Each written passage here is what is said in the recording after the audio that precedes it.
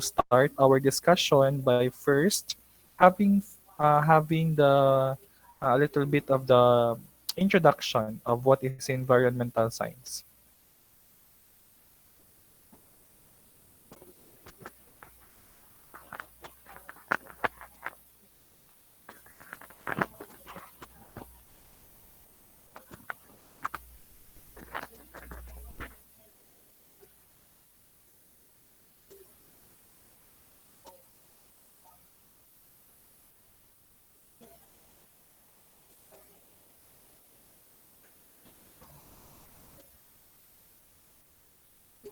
Okay, so I hope na makita tanan sa screen. I mean, ang presentation.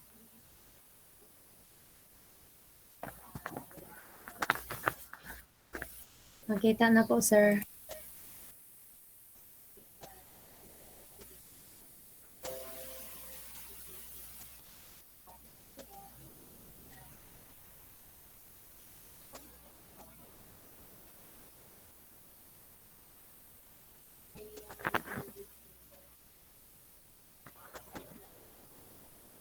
Hello, kanang madungog ninyo ang ano, nagaklase nga teacher.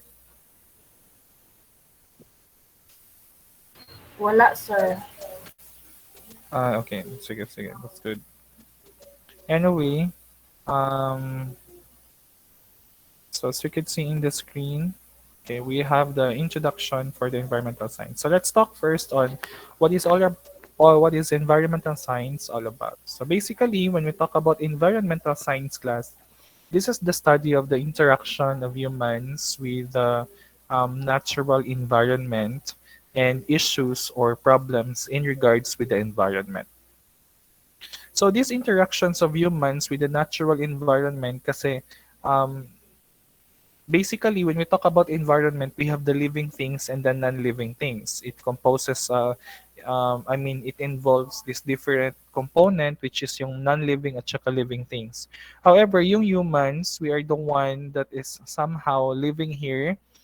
Basically, nagadumala gyud diri sa earth, we are the one who is somehow having the consciousness, no, and utilizing all of the resources here on earth. And so environmental science, we are studying on what are the different interactions of the human with the environment, and what are the different consequences or mga problems and issues as a result of the interaction of humans with the environment.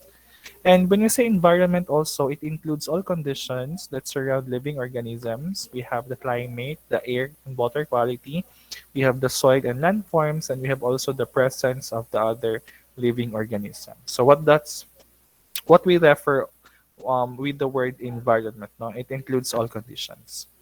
So environmental science also and the issues that are being studied here are complex and interdisciplinary. So committed complex and interdisciplinary, this is complicated at the same time are connected to the different disciplines. It includes concepts and ideas from the multiple fields of study and mga decision that have impacts in all this field of study. So example for that, no, we have here an example, no.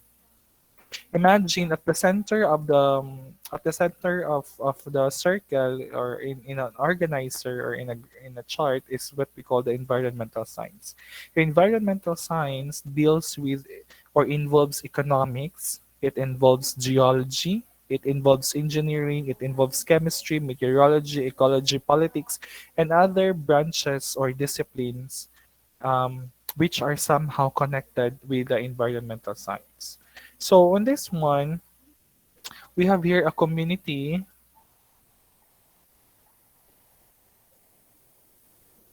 Okay, for example, in terms of economics, we have a community decides to use coal for electricity as it is the cheapest source available. When you talk about geology, we are considering about the soil conditions, about where the coal can be mined and from under the soil. When we talk about engineering, how we are going to transport this one by a road or a rail. And if talk about chemistry, it deals in terms of the reaction, no?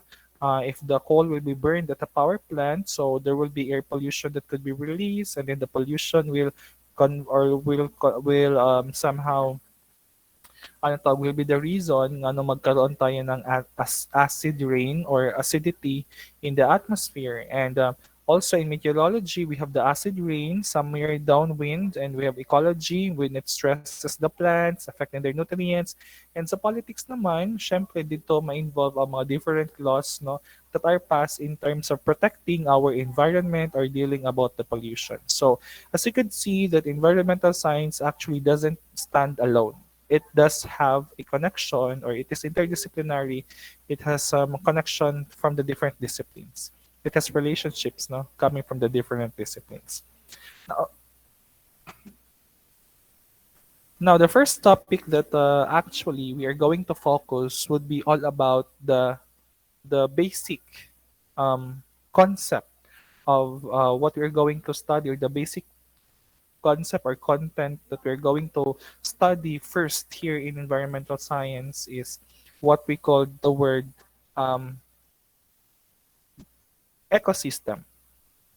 And so itong ecosystem is somehow also the focus of the study of the ecology. Okay? Um,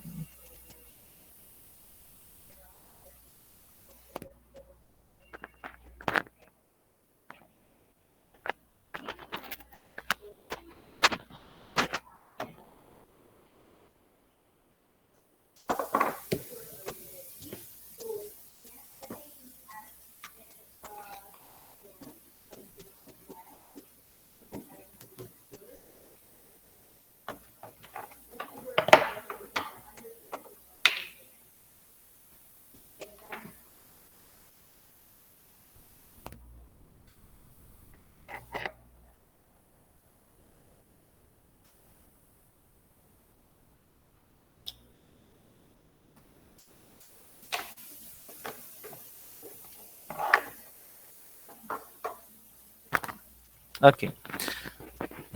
So ecosystem. So this is what this is what the environmental science is focusing all about, the ecosystem. Now the main discipline or field of environmental science where ecosystem is being studied is what we call the ecology. Okay, so all living organism, whether plant or animal or human being, is surrounded by the environment on which it derives its need for the survival. So each living component interact with non-living components from their basic requirement from different ecosystem. So the environment actually that syempre kita nga mga tao, no, the living organism and the animals, we actually tend to rely or derive our needs for survival coming from our environment. Okay? And um, we, that's why na-mention diri that each living component interacts with non-living components. Sometimes manggod or during elementary manggod and high school, namagod tayo thinking ba nga pag mayroon taog non-living components or mga non-living organism or mga abiotic factors, dili na sila importante. We neglect them because ang atong focus manggod is nasa living kay ano, kita humans are ano man living component, living organism. That's why atong focus gyud is nga ang atong mahatagan gyud og focus og importansya is ang mga living things gyud sa atong palibot, no? But the thing there also is um the non-living things actually plays a great role, a significant role in the survival of the living organisms.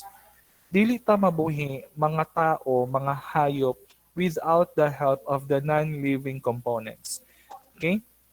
So we are going to encounter also later on what are the non-living components. So the definition, if you're going to define ecology, this is not the study of interactions among organism or group of organisms with their environment.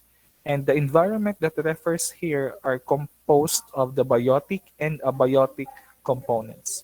Or in other terms, ecology is the study of ecosystem.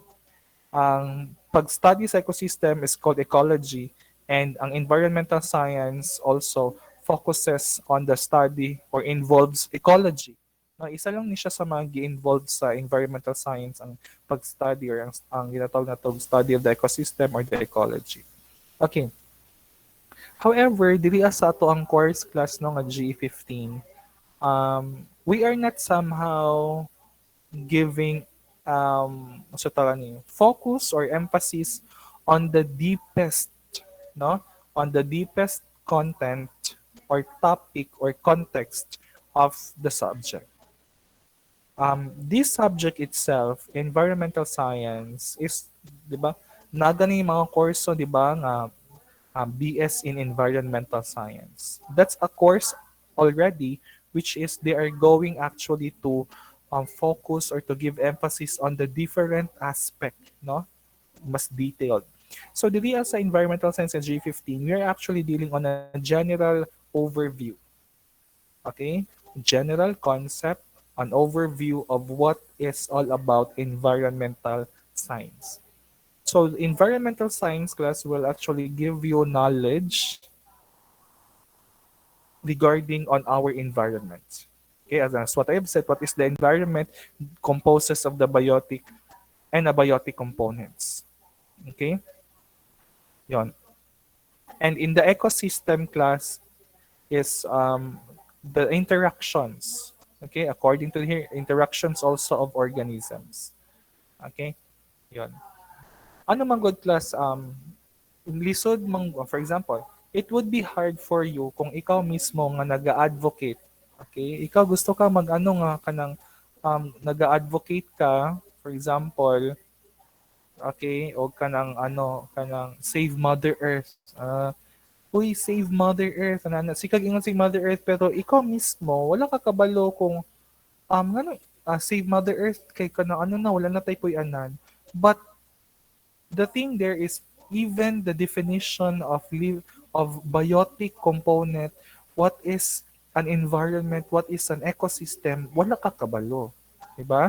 So, in order for you to become ano gyud knowledgeable and mas kabilib-bilib gyud ka sa mga mata sa tao, if you're actually want to to push and to be an advocate no of environmental protection, environmental awareness, this subject will somehow give you an idea, okay, an idea, a knowledge on what is within your advocacy that you are going to protect in the environment. Unsa din nasa environment, unsa din ang unsa ecology, unsa kanang mga kanang mga living things, unsa mga consumers, producers, nalibog pa ka, pati food web man lang wala ka kabalo unsa mga na involved sa food web, sa food chain, ano. So that will the subject will give you an idea on that. No. Ecosystem is a basic functional unit of ecology. So as what we have mentioned in ecology, the study of ecosystem in short, in which the ecosystem talks about the interactions of the organisms, living and non-living components. So the term ecosystem is coined from a Greek word and which means study of home. So a, a definition of an ecosystem, another definition is that a group of organisms interacting among themselves and with environment. And that is what we know or what and that is what is ecosystem all about. So thus, an ecosystem is a community of different species interacting with one another and with their non-living environment and one another and with their non-living environment exchanging energy and matter. Mao na kung ginaingon kaganiha that actually the the living environment or the living organisms are actually having an interaction with the non-living environment in order for us to survive. Just like example, where do we get our food? Di ba? From the environment. Particularly example from the grass, from producers, or we are actually getting our food from the environment, from the other living organism. And what is the basic thing there nganong naay nga makakuha tag source of pagkaon? Because there is somehow energy, there is somehow, for example, for the plants, there is somehow the source of energy a source of water. And this energy, the sunlight, the water, is actually a non-living environment, a part of the non-living environment or a non-living factor. And this is an important aspect kasi without sunlight, without air, without water, there would be no food available for everyone, and that will cause somehow extinction, no, of the human race, or even on the other animals.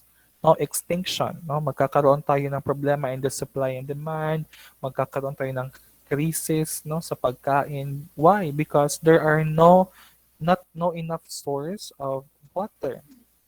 There's no enough source of sunlight, or naatay sobra ra pod nga source of sunlight that actually cause drought, no, sa ato mga yuta. Okay? Now, talking about ecosystem, no, since we have defined already what is the ecosystem all about, there are types of ecosystem that exist. Because we have ecosystem, we have basically two types of we have basically two, no, types of ecosystem. We have the natural ecosystem and we have the man-made ecosystem.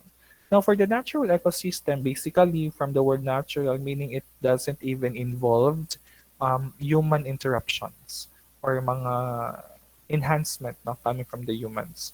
So natural ecosystem operates themselves under natural condition. And there are different natural ecosystem that exist. Okay, we have the terrestrial, basically natay terrestrial ecosystem, ug naputay aquatic ecosystem. So for the terrestrial ecosystem, these are ecosystems in relation with the land. Example like the grassland, yung mga forests, yung mga desert, those are terrestrial. For the aquatic naman, this is somehow related to water. In the aquatic ecosystem class, we could divide or we could classify the aquatic ecosystem their into the types or based on the salt content. So we have freshwater and we have marine water ecosystem. For the freshwater ecosystem class natay duha ka klase, the running water and the standing water. Syempre kung may running water, flowing gina siya. And standing, naga-stagnant lang na siya nga water ecosystem. So for the example of the freshwater ecosystem is we have the running water ecosystem. Example of running water is the rivers and streams. And for the standing water ecosystem, example for that is the pond and the lake. And another type of aquatic ecosystem is the marine ecosystem, which is commonly, example ana is katong mga dagat na, the seas and the seashores. So those are example of a marine water ecosystem. And the other type of ecosystem besides sa natural is katong gingon sa inyo ganiha is natay man-made.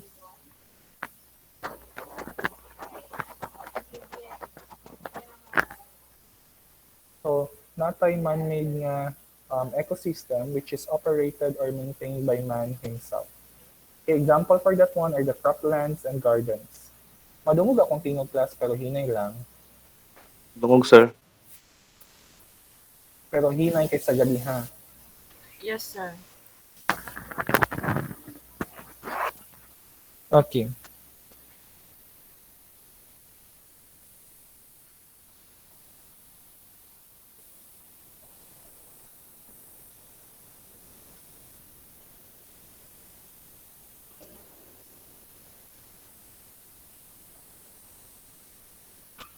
Now, the ecosystem actually have different components, or basically we have two major components of the of an there are two major components in of an there are two components of an ecosystem. So basically, it explains the relationship, no, which is the biotic or the living components, and the second component is the abiotic or the non-living components.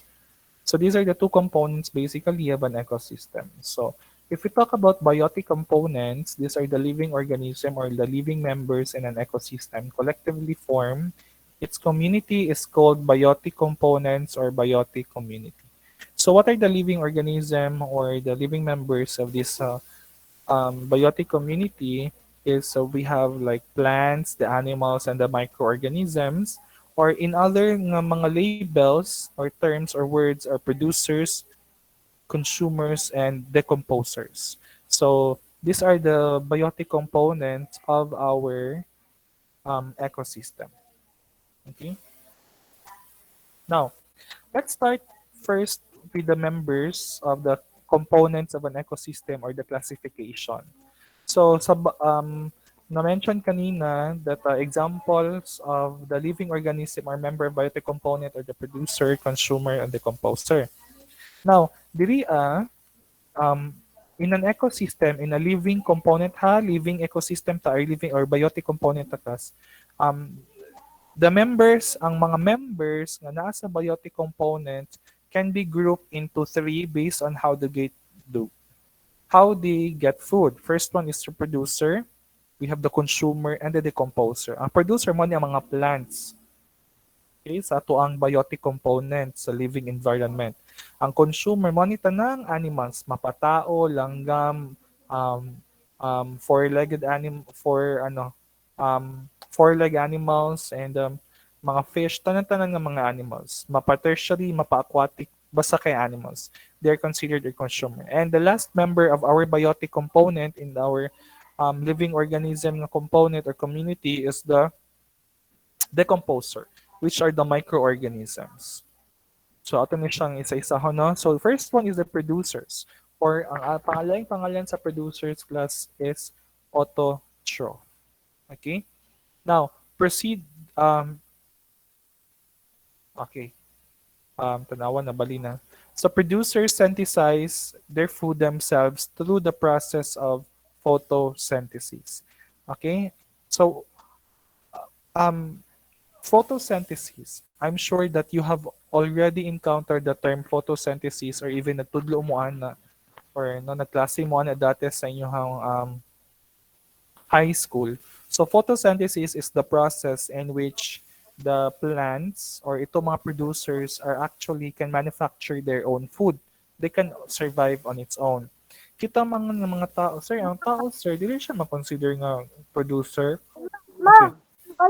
We could we could consider ourselves as producers, but producers of kanang producers of mga kanang food or producers of mga materials ana lang, but in terms of the survival of manufacturing our own food yun, no, so we are not producers kasi basically unlike mangod sa plant, they can live alone, they can stand alone as long as na sunlight, as long as na water, they can manufacture their own food.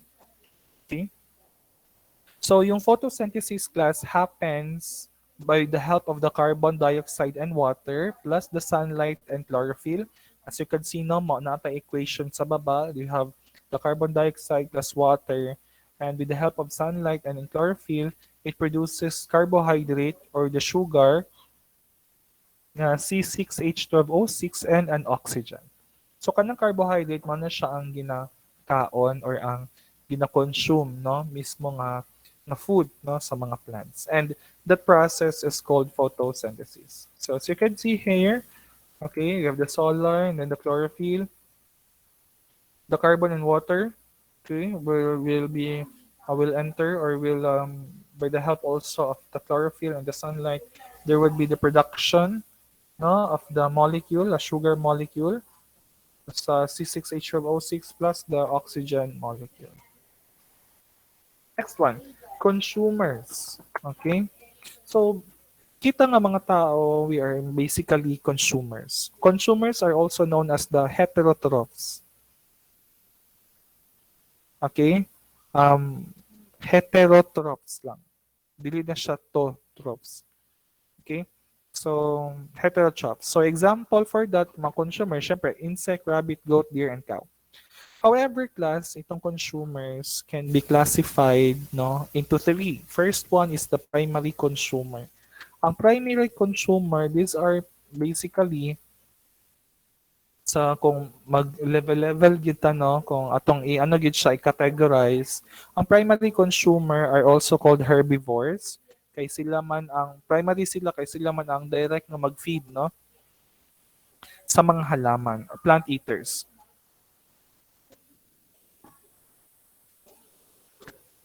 Kita nga mga tao, since we are omnivores, we could be primary consumers.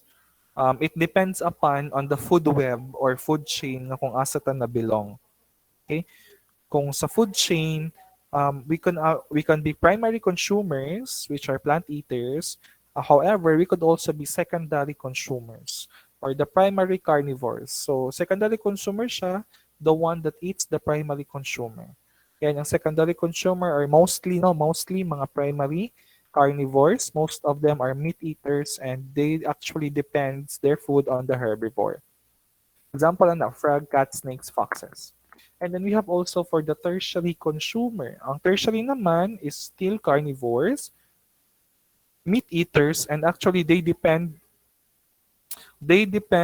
on the primary carnivores for their food, or actually they actually consume or fed or primary feed on the secondary consumer. Okay, na for example, sa isa ka area, sa isa ka lugar, kung ang grass kung tahay ang mahitabo is ang grass ginakaon, kung ang grass is ginakaon siya sa frog, or ang mahitabo ang grass ginakaon sa insect, and then the insect is being eaten by the frog, and then the frog is being eaten by the humans. So, what consumer do we consider ourselves? Tertiary. Tertiary Okay. consumer, sir. So we consider ourselves on that chain or on that situation a tertiary consumer. Kay katulong man ta nagkaon. Unless if we fed or feed directly to the plants, then we are considered as primary consumers. Okay? Kung ikaw mismo nikaon ka og baki, kay lami man jud ang baki no, labaw nagpituhon. So, kung mukaon tag baki, kung atong hunaw-naon, we consider or we could say that we are a tertiary consumer at the moment because of the we eat the frog, and the frog is a secondary consumer, and the frog is ano unsa tawag na, nagakaon siya og insect, and in insect mismo is a primary consumer, and then yung insect na yun is naga-feed siya on the plant. Unless if after the plant kita nga tao, okay, primary consumer. Isa may possible nga mag-secondary consumer.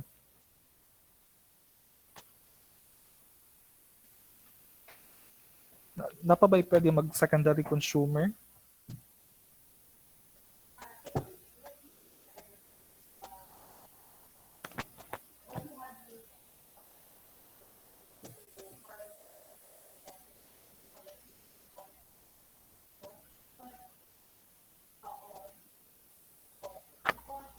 Kitsa pa may possible nga mukaon sa sa humans as secondary consumer, um, manananggal. I don't know. Could we consider manananggal? Pwede pod like um, pwede pod T-Rex, no? Like, imagination na ni siya sa Jurassic World Dominion. And then pwede pod even if snakes, no? If to mga anaconda like no na mong lamon, so they could be considered as secondary consumers. So not always is na ay tertiary na ay secondary. Sometimes depende lang yun na siya sa kung unsa ang possible nga situation nga mag-exist sa isa ka ecosystem. Okay? Dili man siya necessary yun nga dapat na tertiary always, na secondary consumer always. So it still depends upon the situation or the environment, no? And the last kasi last nga involved no sa ato ang living things, living community na to is the decomposers.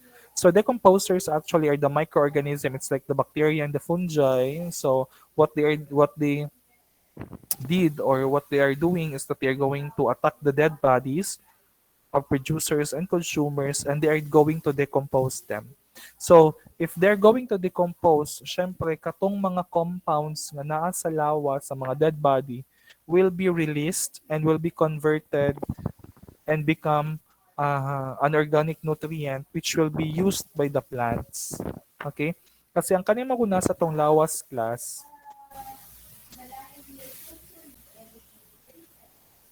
okay? Kinapay na mali na term.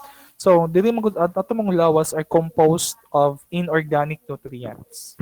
So, pag once na kung tayo matouch ta, no, mablags ta, nya human maabtan ta, wala ta na putahin nagka-extinction, tapos syempre wala naman ay lubong-lubong, diretso nagkalata apil sa yuta.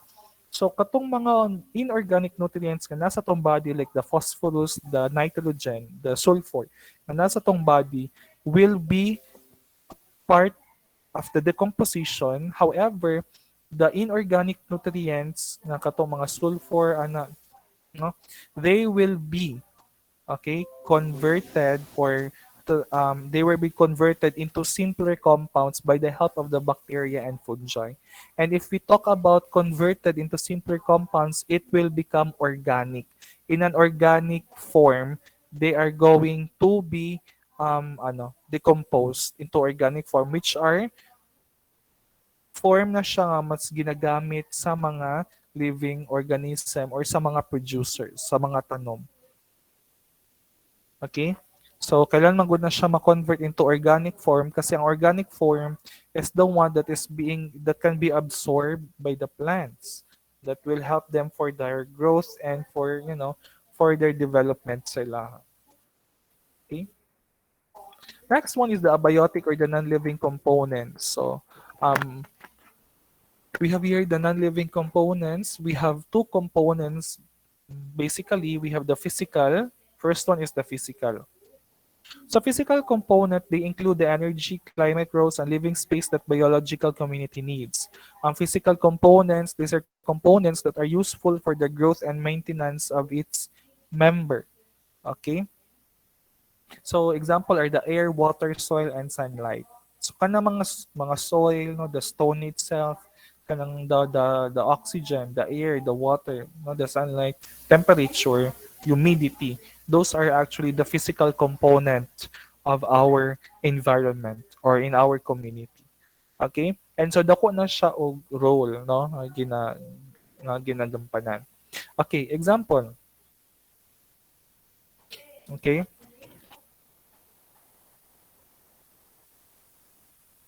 Example, like if we're going to connect that one on our situation that we experience today, we actually experience climate change, we experience global warming.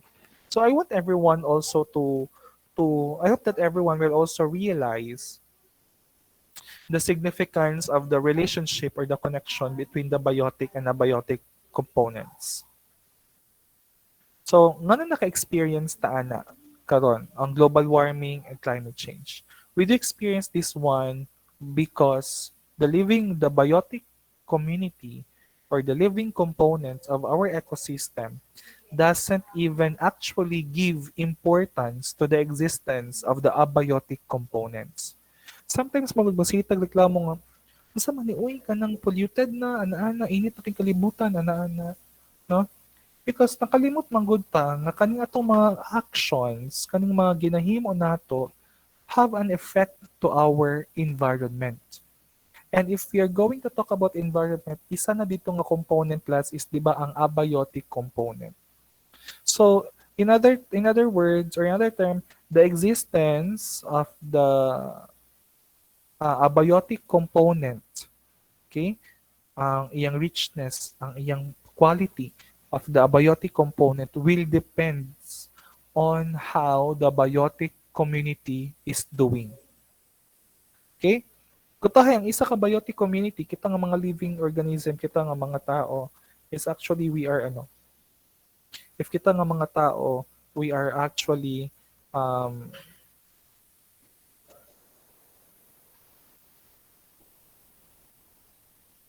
kung kita nga mga tao, 'di ba? Sige tagbo sunog, sunog, sunog, sunog, sunog. Kung sa'yo mahitabo sa tong air, sige daw, what will happen to our air?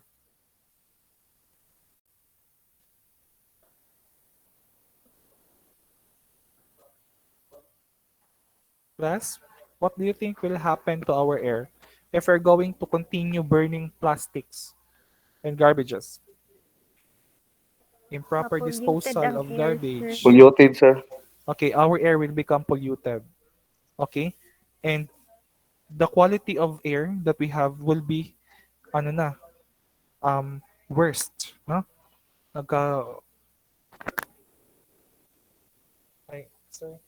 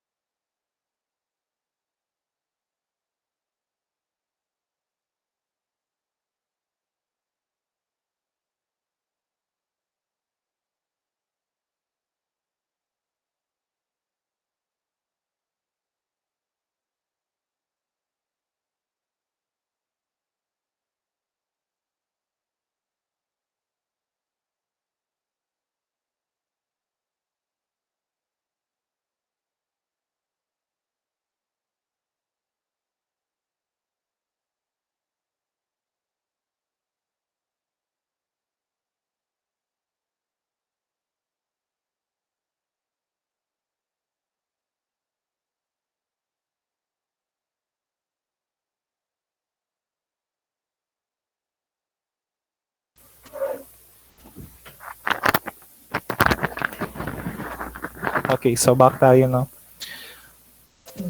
So what will happen to the air, the quality of the air will become worse or polluted.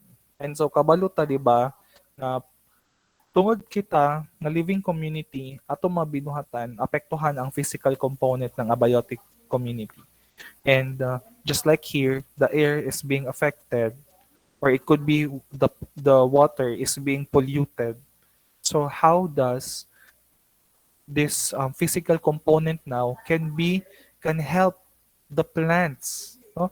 So ang effect ani from biotic to the abiotic, tapos ang richness o ang performance or ang existence ng abiotic magdepende pod siya class sa kung unsa siya pagtrato sa biotic component.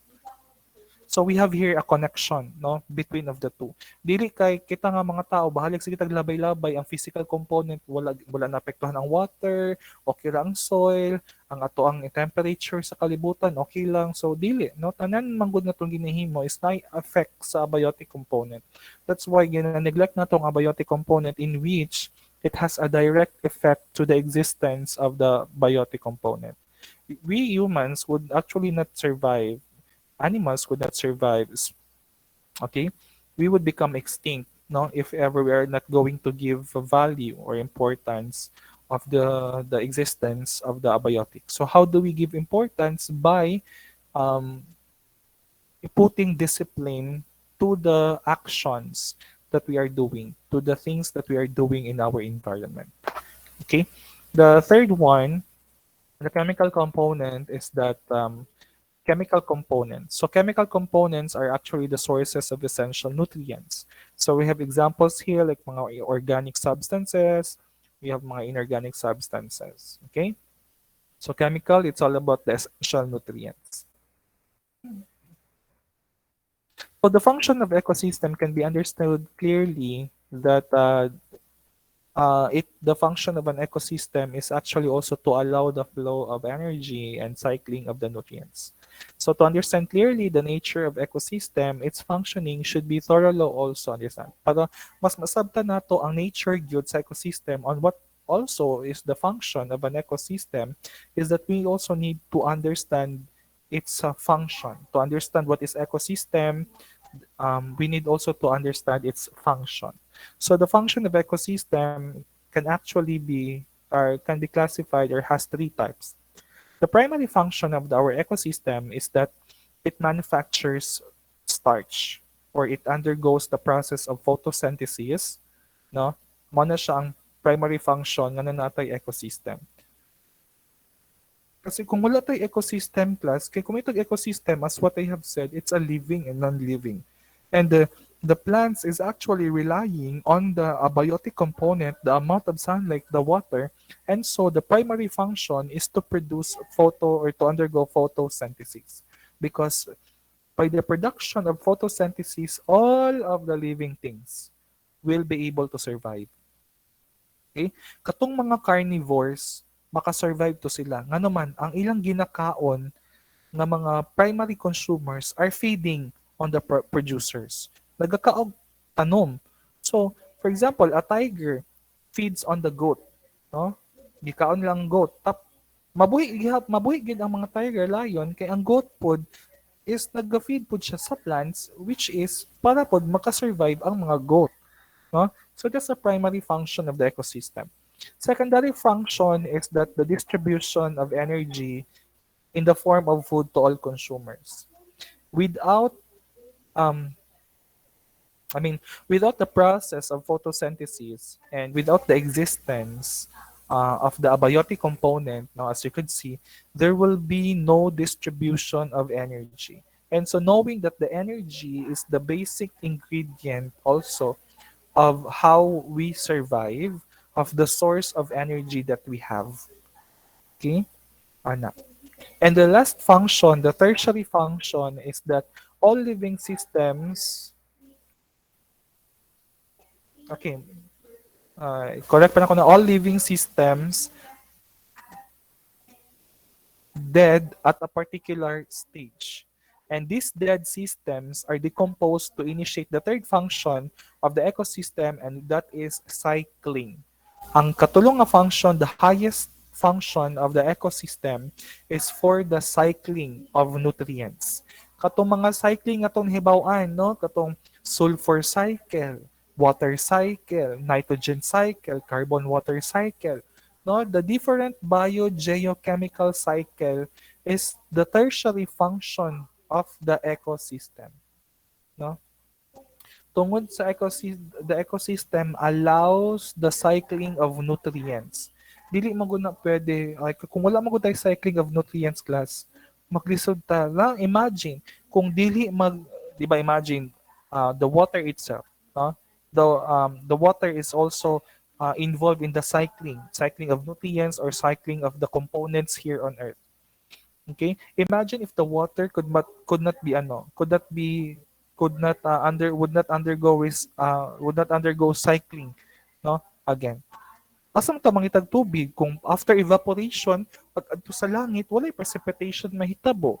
So that's why the ecosystem allows this process to occur, no, for us to have a source, no, an infinite, kumbaga ba, mo ni siyang infinite na to nga source of water through cycling, no, through water cycle we could have sources of water and water and water and water and water.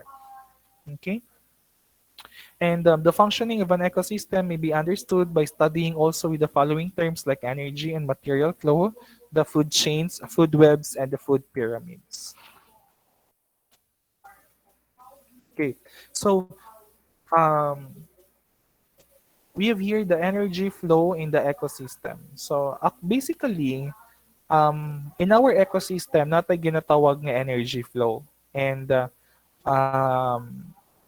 we know that energy is the most essential requirement for all living organisms. Okay? And like sa tuwa diri ang mga tanom, 'di ba, ang first nga function, primary function of the ecosystem is for photosynthesis. And photosynthesis will occur primarily by the presence or help of the solar energy. And yung solar energy na yan will be transformed to chemical energy which uh, will be used or occur yung transformation ng solar to chemical in the process of photosynthesis. So lahat ng mga green plants are utilizing only 1% of it, of the sunlight during the photosynthesis. And itong step na ito ang nagpo-provide ng energy sa lahat ng living organism ng ecosystem. Ang conversion or transformation ng solar energy to chemical energy. And that is through the process of photosynthesis in the primary producer or in the producers. Okay. Some also amount of the chemical energy is used by the plants for their growth, and other nga mga chemical energy will be transferred to consumer by the process of eating. Gikan sa tanom na chemical energy gikan sa tanom na transfer siya sa tao, tapos ang nasa tao na transfer na for example, gikan sa tanom na energy, pag-abot sa insect na transferring energy, from insect na transferring energy sa frog, gikan sa frog na transferring energy sa tao. Okay? However, dili the same ang amount no sa energy. So mato na matakel. So habang ginapasa-pasa ang energy is nagagamay pod ang iyahang amount. That's why energy flow in the ecosystem, it tells you also on how the energy actually flows in our ecosystem. From the producer to primary to secondary, tertiary until to the decomposer. No, yan ang energy flow. Ani, from the sun, it goes to the producers, yung solar energy converted to chemical. From producer, the energy will be now consumed by the consumer. After the consumers, it will be also consumed or acquired by the decomposers. And then yung iba, mabili na siya dito sa nutrient pool sa yuta. Okay? And that will be somehow gamito na pod na siya sa mga producers. Ano, tapos na pod. No? So, cycling of nutrients. Now, the energy flow in our ecosystem is involved or connected siya with the thermodynamics. And thermodynamics have two laws. Okay? The first law of thermodynamics states that energy cannot be created nor destroyed, but it can be transformed from one form to another. So, example is that energy for an ecosystem comes from the sun. Di ba, gikan man gyud sa sun ang energy no, sa ecosystem, gi-absorb siya sa plant. Pag-absorb sa plant, gi-convert ang solar energy into stored chemical energy, which will be then later used by the plants no, to conduct mga different process sa iyahang system. Okay, another example of the first law of thermodynamics nga states that energy cannot be created nor destroyed. Example, you have here, you have electrical energy. Okay, electrical energy will be converted to mechanical energy. Okay, para maandar ang, for example, mapaandar no ang makina. So, mechanical energy. Pag andar karon sa makina, the mechanical energy na dito sa makina will be converted into sound energy. Kay di ba ang makina naman ay tingog, ang makina nag-release og heat. So it will be converted into into heat energy, and it will be converted into sound energy. So ingana ang gina-emphasize sa energy flow and sa first law of thermodynamics. So sa tanom, gikan sa sun, from the solar energy, pag i-absorb na siya sa plants, it will be converted into chemical energy. Karon, ang chemical energy na pod, nagikan sa tanom, kutahi kita nga tao, mukaon ta atong nga tanom. So ang chemical energy nga naa sa tanom, pagkaon sa tao ana, okay? That will be converted no into chemical energy pa rin. However, it will be also ang uban nga energy ana class will be converted into heat energy. And dili na mosulod ang second law of thermodynamics, which states that whenever energy is transformed, there is a loss of energy through the release of heat. And this occurs when energy is transferred between trophic levels. So habang naga-transfer ang energy from one step to another step, there's a loss of energy and about maximum of 90% in the form of heat as it moves from one trophic level to another trophic level. So the loss of energy takes place through respiration, running, hunting, and other. Oh. Kaya nga ah, kaganiha, di ba ni anak ko ganiha nga ang solar energy na convert siya chemical energy sa tanom. So kita ng mga tao, we are going to consume the plants, okay? So for example, out of 100%, ang 90% ato nga energy will be released, will be lost, no? Kung kita nga tao mo mukaon, sir, nga na ma-loss man siya, sir. Ano mawala man ang 90%? Because our body, no, is actually converting the energy into heat energy. Okay? Nganong heat man sir unsa din naa? Okay. For example, nagkaon ta, di ba nagatsyuta. So habang nagamuya ta sa pagkaon, our body is working. And so our muscles contracts and our blood in the blood vessels rush no ang iyang flow. Okay? And that's why there's a release of heat. Okay? Another one, kutahay nagkaon ta. Okay? Nagkaon ta ana, okay? Kana nga food, 90% of that. And um tapos sige kag lihok, sige kag dagandagan habang gakaon. So 90% will be loss of energy through respiration, through running. So gadagandagan ka, nya gam contract imong muscle, gakuan imong pump imong blood, imong heart ga pump. So therefore, ang ubang energy will be converted into heat energy. And 10% lang ana is a ma-store sa tuang lawas. Okay? So that's why um it will be that's why nga mas importante kung kita mismo magiging primary consumer kita nga mga tao. Because the more nga mas duol ta, the more nga mas pinakauna ta sa feeding level, no, sa pagkaon, the more nga mas direct ang energy, mas dako-dako ang percentage of energy. Like for example, coming from the sun, naghatag si sun og 1,000 nga energy sa plant. Pero ang nabiling na lang sa plant nga energy is only 10% and that's only 100. So from 100 nga gikan nga naa na lang kay plant na bilin, kita nga tao mukaon ta ato nga plant. And out of that 100 na amount of energy, ang atong makonsume na lang or mabilin sa atong lawas is 10 na lang. Okay? So 10 na lang ang mabilin out of 100. Ang 90 is na-convert siya into, okay, heat energy. So as you can see, kung the more ta nga mas layo ta sa food chain, the more nga mas gamay lang ang energy nga amount na itong makuha. Okay? So that's it. Okay, sige. So I think we're going to stop no on the energy flow. And then I will be sending you a copy class. Apil na ang kaning nutrient flow gani kaning mga hydrological cycle. Kay kaning manggod siya nga slide supposed to be this is good for today.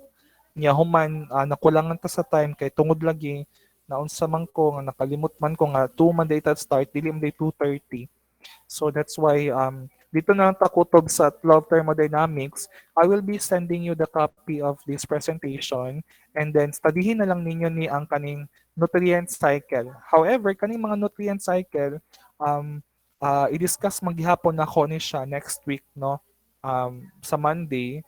Pero studyhin lang ninyo siya karon because I will be giving also quiz, no? Quizzes regarding on the topic that we have today. Okay? So, an idea na lang para sa tanan. So, after the energy flow, we have also the nutrient flow or the nutrient cycling in our ecosystem. And kani nga mga nutrients are divided into macro which are needed sa ato ang ecosystem in a large amount like oxygen, nitrogen, And we have also the micronutrients, which are needed in small amounts only. So kaning nutrients manggod, this actually occurs in our ecosystem. And this is one way of konba. This is one way of kanaganing um, supplying or one way of anong tawag ba diyan? Oy, ano bang tawag niyan? Kalimot ko. Okay. Mo ni siyang way ba no para magkaroon ta og source na pod no always infinite source of the sulfur, the carbon, the hydrogen ana. So mo na siyang purpose sa nutrient cycle. So what are the cycles involved? The nutrient cycle or biogeochemical cycle, like we have the water cycle or the hydrological cycle. Familiar naman ta na no sa water cycle, we have evaporation. We have yung evaporation, condensation, precipitation. So it's a way also of replenishing, no? I-replenish ang source sa tubig. Ayan. Then we have also the carbon. Carbon is a basic component in all the organic components, and carbon is present in all biotic components in different forms as food. Okay, and so itong carbon na ito is somehow needed also by kay kung walay carbon dili maano undergo ang photosynthesis also, especially in days, no? So the more na ang carbon existent, so there would be photosynthesis that will still occur, and more carbon will be also chances of like oxygen that will be produced from the photosynthesis. Ano, different source ng carbon.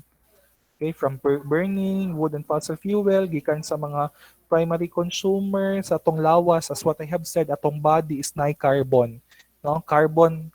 Naga-contain og carbon compound or carbon ang atong body. That's why pag once nga ma-decompose na siya, mag-contribute ta sa carbon, no? Content sa atong atmosphere. And then we have also the nitrogen cycle in which kaning nitrogen nga nasa tong atmosphere class is N2. Okay? N2 ang form ana in a gas form. So importante ang nitrogen class, no, especially for the plants, sa mga legumes ana, and kaning nitrogen is naay mga different forms sa nitrogen, ay ammonia, nitrates, nitrites. So makita nato diri as a chart kay nga ma-convert, no, ang nitrogen will be converted into different form like NH4, NH3, ammonia, NH3, NO2 nitrites na siya, ang NO3 nitrates na siya. So natay different forms of nitrogen na nag-exist sa to ang atmosphere, sa tong land. Okay? And so maano lang na siya, ma-convert lang na siya. Okay? So you have the nitrification is the conversion of the ammonia into nitrates, terms as nitrification. Yan. So this is just a general idea sa inyo, no? So dili ka na to dig deep kaayo ang parts of the nitrogen cycle. As long as you are familiar of the purpose or the reason of the nitrogen cycle. Now that is for the development and growth of the plants. And for also the phosphorus is important labaw na sa mga tanom pod. Okay? Sa biotic components, phosphorus is very important. Okay? So daghan tag pwede nga source sa phosphorus, we have from the animals, sa mga manure no, mga patay nga mga lawas sa animals, sa mga tae nila. Then organic nga mga phosphorus, no, gikan sa mga microbes, organisms, sa phosphorus in a solution ana. So ato na siyang um, mahitabo na siya no pag ato na siya source sa ato ang yuta, and that will be absorbed by the plant, and that would be needed by the plant no para mag-grow siya, mamulak siya, no magbunga ang tanom. Okay, so that's how the nutrient cycling actually works. No, it replenishes the nutrients, no, the flow of the nutrients in our ecosystem. So the nutrients enter into procedures and move through the food chain and ultimately reach the consumer. Hangtod sa kaning mga nutrients maabsorb siya sa consumer, hangtod nga mga matay na pod no ang kaning mga consumer, o gamiton na pod sa producers or mga plants ang kato nga mga nutrients nga na-decompose, nga mag-start na pod again ang cycle. Okay? So that's how this works. Okay? So question, clarifications?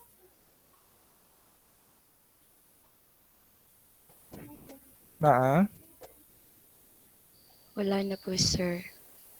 Okay, so I will be sending you a copy and then you're going to study.